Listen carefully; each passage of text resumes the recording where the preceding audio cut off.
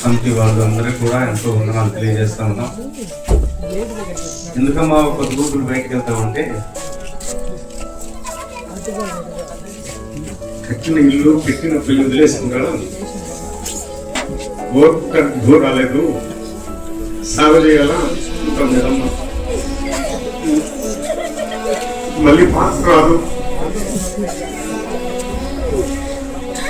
ఆటోలు ఇక్కడి నుంచి వెళ్తాయి, మళ్ళీ ఇక్కడ వస్తాయి. సో అందరూ కూడా 10 ఆటోలు పెట్టాము, ట్రాకింగ్ ఆటోలు 10 ఆటోలు వస్తాయి. మీరు ఫ్రీగా కూర్చుంటండి.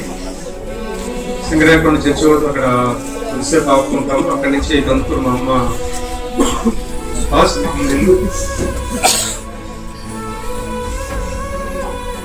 అక్కడి నుంచి దగ్గరికి వెళ్తాం.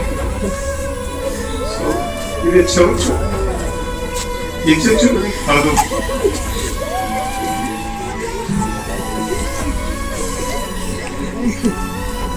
మంత్రులు ప్రార్థన పెట్టినా, రేపుగా ప్రార్థన పెట్టినా, ఉపవాస ప్రార్థన పెట్టినా నేను నాగా పడకూడదు అయ్యా.